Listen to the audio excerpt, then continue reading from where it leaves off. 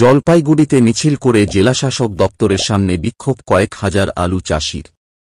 হিমঘরে খুচরা আলুর দোকানে মুখ্যমন্ত্রীর নির্দেশে এসডিও, ডিএম ভিজিট করে সাধারণ আলু ব্যবসায়ীদের চোখ রাঙালেই দাম কমবে না আলুর। চাহিদা ও যোগানের আনুপাতিক হারের সাথে উৎপাদন মূল্য, গাড়ি ভাড়া, ভরা বর্ষায় বস্তায় পচে যাওয়া আলুর হিসাব ধরেই বাজারে বিক্রি হচ্ছে আলু। বর্ষায় সবজির দাম প্রতি বছরই কিছুটা বেশি থাকে, এবার তার ব্যতিক্রম হয়নি। অবিলম্বে আলু চাষিদের ওপর পুলিশি হয়রানি বন্ধ, ভিন রাজ্যে ফসল রপ্তানির নিষেধাজ্ঞা বাতিল সহ ১০ দফা দাবিতে বিক্ষোভ দেখাল আলু চাষিরা। মঙ্গলবার জলপাইগুড়ির কয়েক হাজার আলু চাষিদের উল্লেখিত দাবি আদায়ের লক্ষ্যে এক বিক্ষোভ মিছিল শহরের বিভিন্ন পথ পরিক্রমা করে জেলা শাসকের কাছে পৌঁছলে পুলিশ ব্যারিকেড করে আটকে দেয় তাদের। ডিএম অফিস দপ্তরে আলু চাষিরা ঢুকতে গেলে পুলিশি বাধার মুখে আটকে পড়ে তারা জেলাশাসকের অফিসের গেটের সামনে আলু ফেলে বিক্ষোভ শুরু করে আলু চাষিরা। পুলিশি বাধার মুখে পড়ে আলু চাষিদের বিক্ষোভে উত্তাল হয়ে ওঠে ডিএম অফিসের সামনের রাস্তা। এরপর ৫ জন আলুচাষী দেখা করতে যান জেলা শাসকের সাথে। তবে জেলাশাসকের দেখা না মেলায় জেলাশাসকের পক্ষে অতিরিক্ত জেলাশাসক আলু চাষিদের বক্তব্যগুলো শোনেন। সম্প্রতি জারি হওয়া কয়েকটি সরকারি নির্দেশ, যার মধ্যে ভিন রাজ্যে আলু রপ্তানির ক্ষেত্রে রাজ্য সরকারের জারি নিষেধাজ্ঞা প্রত্যাহার, ন্যায্য মূল্য সরকারকে আলু ক্রয়, সারের কালোবাজারি বন্ধ, আলুর বন্ডের কালোবাজারি বন্ধ সহ ১০ দফা দাবি স্মারক লিপিতে তুলে ধরেন তারা। এছাড়াও এদিনের বিক্ষোভ মিছিল থেকে আলু চাষিদের ওপর পুলিশের হয়রানির বিরুদ্ধে স্লোগান দিতে শোনা যায় আলু চাষিদের। এই প্রসঙ্গে জলপাইগুড়ি জেলার আলু চাষি সংগঠনের পক্ষে প্রদীপ দত্ত ক্ষোভের সঙ্গে জানান, আলু চাষিদের ওপর অত্যাচার চালিয়ে যাচ্ছে রাজ্য সরকারের পুলিশ। আমরা চাই ন্যায্য মূল্যে রাজ্য সরকার সব আলু কিনে নিক। এক জায়গা থেকে অন্য রাজ্যে আলু রপ্তানি করার ওপর যে নিষেধাজ্ঞা রাজ্য সরকার জারি করেছে সেটি অবিলম্বে প্রত্যাহার করে নিতে হবে। আলু চাষি অঞ্জন সেন, মতিয়ার রহমান, বিকাশ সূত্রধররা জানান, করোনা পরবর্তী সময় ক্ষতির সম্মুখীন হয়েছে আলু চাষিরা, তখন সরকার তাদের খোঁজ নেন। এবছর আলুর দাম কিছুটা বাড়ায়, কিছুটা হলেও হাসি ফুটেছিল আলু চাষিদের মুখে। যে সমস্ত রাজ্যের আলু হতো না, বর্তমান রাজ্য সরকারের খামখেয়ালি সিদ্ধান্তের কারণে তারা এখন আলু চাষ শুরু করেছে। তারপরেও বর্তমান বাজারে ৭-০ আলু ক্রেতা, বাইরের রাজ্যের মানুষ ৩-০% আলু স্থানীয় বাজারে বিক্রি হয়। সরকার আলুর গাড়ি ভিন রাজ্যে যেতে না দেওয়ায় ট্রাকেই পচে যাচ্ছে আলু। খুশির মুখে পড়ছে আলু চাষিরা। পুজোর পরেই নতুন আলু উঠবে আমাদের এলাকায়, তার মধ্যে বর্তমান স্টকে থাকা আলু বিক্রি করা না গেলে বিরাট ক্ষতির মুখে পড়বে আলু চাষিরা। সরকার এখনই ভিন রাজ্যে আলু রপ্তানিতে নিষেধাজ্ঞা তুলে নিক, না হলে সরকারি তরফে ন্যায্য দামে কৃষকের থেকে আলু ক্রয় করুক। বাজারের চাহিদা দোকানের ভিত্তিতে দাম নির্ধারিত হয়। যেখানে সার, পেট্রোল, কৃষিতে ব্যবহৃত ওষুধ সবকিছুর দাম বাড়ছে, সেখানে আলুর দাম নিয়ন্ত্রণে রাখা যাবে, এটা অলীক কল্পনা। সরকার কেন এটা না বুঝে আলু চাষিদের ক্ষতি করতে উঠে পড়ে লেগেছে আমরা বুঝতে পারছি না। আলুর দাম না পেয়ে কৃষক আত্মহত্যা করলে সরকারের দেখা মেনে না। এক একজন চাষির জমি বাড়ি বন্ধক দিয়ে টাকা জোগাড় করে আলু চাষ করেছে, তারা যদি সামান্য লাভ নাই করতে পারে তাহলে আগামীতে আলু চাষে চাষিরা উৎসাহিত হবে না। দীর্ঘক্ষণ বিক্ষোভ কর্মসূচি চলার পর অতিরিক্ত জেলা শাসক তাদের দাবিগুলি ঊর্ধ্ব জনশক্তি পক্ষের কাছে পাঠিয়ে যথাযোগ্য ব্যবস্থা গ্রহণের চেষ্টা করবেন, এই আশ্বাস দেবার পর বিক্ষোভ তুলে নেন আলু চাষিরা। এবং আমরা আরও বলি, এই রাজ্য সরকারের কোনো হক নাই চাষির আলুকে হাত দেবার। এই রাজ্য সরকার যখন তার পুলিশকে তারা লুকিয়ে রাখে, তখন তাদের টাস্ক ফোর্স থাকে না। যখন ভর্তুকি মূল্য যে সার আমাদের ১৪৭৫ টাকা পাওয়ার কথা, আমরা ২২০০ টাকায় কিনি, ২০০০ টাকা ২৪০০ টাকায় কিনি, তখন টাস্ক ফোর্স দেখি না। আমি এডিও সাহেবের কাছে আসি, উনি বলে আমি ঘুরছি। আমি ওনাকে বলেছিলাম, আপনি যতবার ঘুরে আসেন ততবার সারের দাম বাড়ে, আপনি কি টাকা নিয়ে আসেন দিয়ে? মানে আপনি ঘুরলেই কেন সারের দাম বাড়ে? আপনি ঘুরলে তো কমার কথা।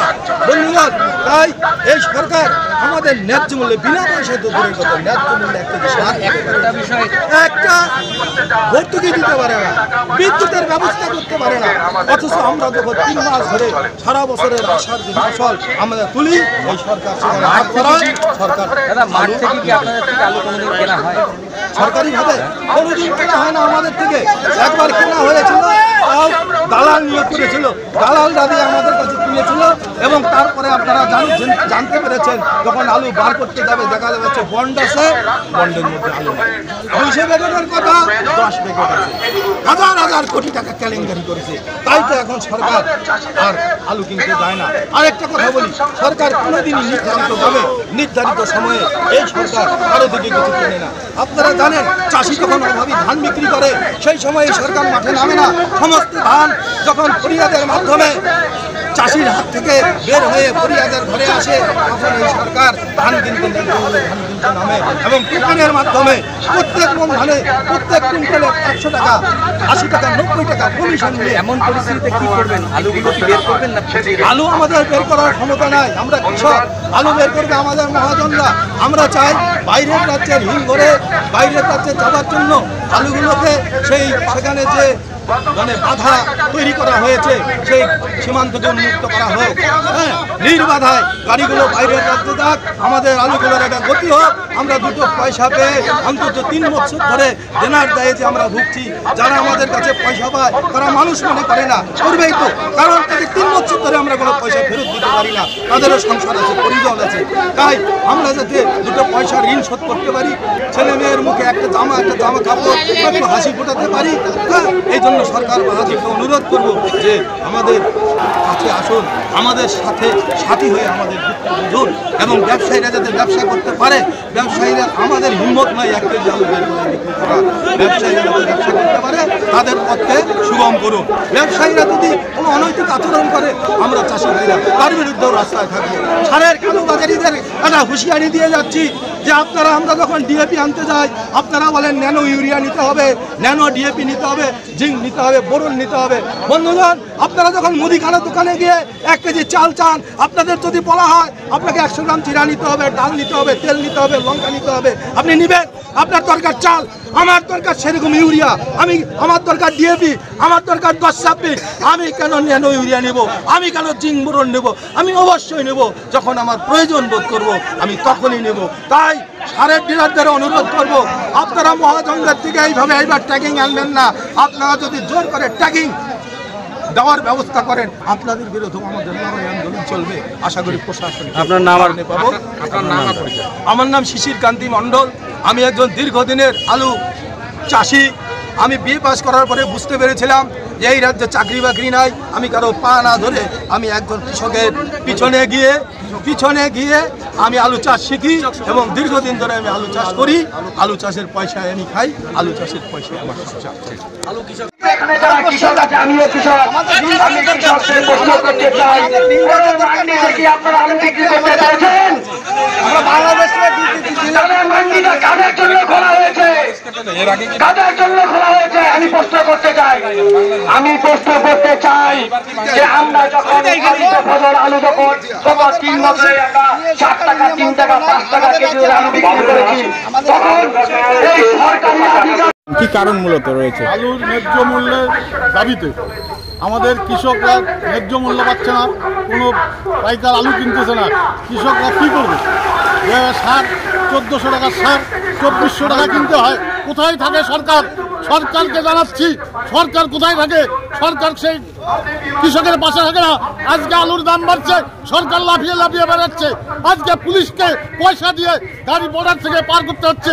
কি সরকারের বিবেচনা? সরকার কি করছে? সরকার পুলিশ বর্ডারে বসিয়ে রেখেছে।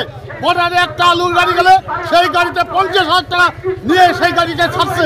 আজকে প্রশাসন সরকার, পশ্চিমবঙ্গ সরকার পুলিশকে দিয়ে পয়সা উঠে সরকার চালাচ্ছে। আজকে কোথায় আছে সরকার? আপনাদের দাবি কি রয়েছে? মূল দাবি আমাদের আলু ভিন রাজ্যে যেতে হবে। পুলিশের হয়রানির শিকার হচ্ছে আমাদের ব্যবসায়ীরা, এর প্রতিবাদ করতে হবে। আমাদের কৃষক যেন ন্যায্য মূল্য পায়। 22 টাকা কেজি দরে আলু কিনতে হবে সরকারকে। সরকার সম্পূর্ণ আলু সরকার কিনুক, আমরা দিতে রাজি আছি। কৃষক ভাই, ব্যবসায়ী সবাই দেবে আলু। যখন সারের বাজার বাড়ে তখন কিন্তু গভর্নমেন্ট কোনো পদক্ষেপ নেয় না। যদি ওরা মৌখিক পদক্ষেপ নেয়, আমরা মনে করি পুলিশ থেকে ডিএম থেকে মানে চিফ মিনিস্টার টোটাল এরা জড়িত আছে এদেরকে বকরা নেওয়ার জন্য। কারণ ভারত আমাদের বকরা ছাড়া চলে না, এই গভর্নমেন্ট বকরা দিয়ে কাজ করতেছে। কি নাম আপনার? আমার নাম প্রণব দত্ত। পশ্চিমবঙ্গ আলু নিয়ে সমস্যা দেখুন, আলু নিয়ে সমস্যা হচ্ছে বিগত 3 বছর ভয়ঙ্কর লোকসান করেছে আলু চাষিরা, ভয়ঙ্কর লোকসান। এবার 2-4 পয়সা পাচ্ছে, কৃষকের মুখে একটু হাসি ফুটেছে, কৃষকের ঘরে একটু আরো আনন্দ গেছে। রাজ্য সরকার বর্ডার পাস করতে দিচ্ছে না আলু। আমাদের আলুর 70% কাস্টমার বাইরের রাজ্যগুলো, আমাদের নিজস্ব কনজামশন 30%-এর উপরে নেই। তা আলু যদি বাইরে রপ্তানি করতে না দেয়, বাদ বাকি 70% আলুর কী হবে? নভেম্বর মাসে নতুন আলু উঠবে, এই 3-4 মাসের মধ্যে এই আলু শেষ করা সম্ভব নয় যদি এরা বাইরে রপ্তানি করতে না দেয়। বাইরে রপ্তানি করছে, বাইরের রাজ্যের টাকা আমার রাজ্যে ঢুকছে, আমার গ্রামগঞ্জের অর্থনৈতিক বুস্ট হচ্ছে, সরকারের এখানে আপত্তি থাকবে কেন?